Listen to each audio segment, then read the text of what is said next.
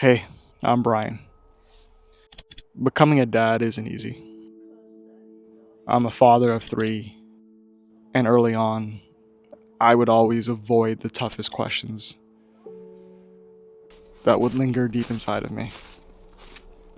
Questions I think, if I addressed, would have made me a better father early on. But that's the past, and now I have a chance to fix that. And I hope by answering some of these questions, it can help another dad out there. So, why does every routine fall apart immediately? So, let me spoil this one for you. When you have kids, there are no routines. I think that's the secret realization that I've come to 5 years later. And it's not really a secret. It's just something you gotta just get used to. It's week 8, and just when you think you've gotten it, something else changes, right? Baby is now more alert.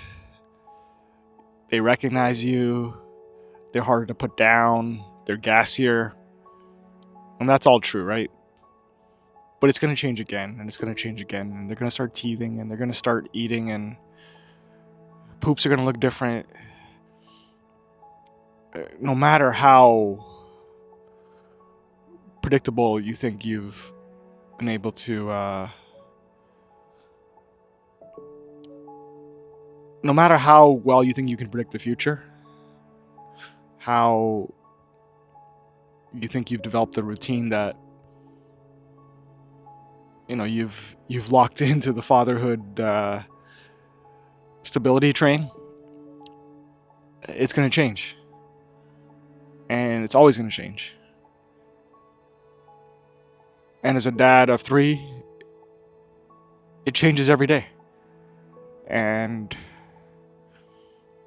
I think I've come to realize is that I've lived my whole life a certain way with routine, right? Always booking to the minute on the Outlook calendar, getting frustrated when someone doesn't attend the meeting on time. You start your day at a rounded hour, rounded minute. You leave at a certain time. It's all like meticulously planned, right, or scheduled. And at first I fought it a lot. I fought this constant, I just couldn't pinpoint a routine. I couldn't pinpoint a schedule. We would get things done, but it would change every day. Um, when I had my first baby, we tried to do bath time at 8 p.m. Sometimes it was 9, sometimes it was 10, sometimes it was 6, just depending on the specific day, right? And as someone who was so committed to their Outlook calendar, I just couldn't plan around it. And I really struggled with that. I fought it a lot, right? I got very frustrated, and I hated my life, and I don't want you to hate it, because it gets so much better down the line when they grow up. It's just, you might have this internal struggle within you in terms of, how do I schedule things with the baby now, right? And it's important to let some of that control go, to become more flexible with yourself, flexible with life, flexible with everything, right? I think I so wanted to control everything, control this baby, and this baby's mine, and I need to do things at a certain time. But the reality is, man, it's not mine. I mean, it is mine, but the baby's got its own life, and when they grow up, they're gonna want to do things on their own time, and I can't control it, right? I can control how I react, but I can't control how other people react, right? I can't. I'm just not I'm not the only main character, right? I got a family now, and if it's your first baby, you know, you're not the main character either now, right? Now there's a lot of other characters, and or just one character, right? The baby, right? But I got more characters, right? I have 3 kids, so I'm speaking from that point of view. But I think the key here is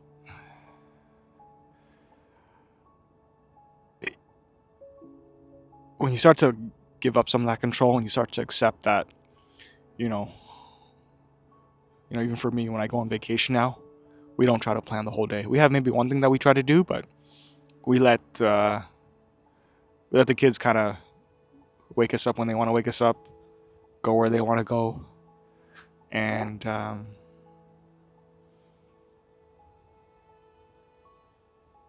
it's a lot more fun to live that way, I would say. It's I'm not stressed because I have to be somewhere. The place I'm supposed to be is with my kids, and as long as I'm with them, I don't need to be anywhere else, right?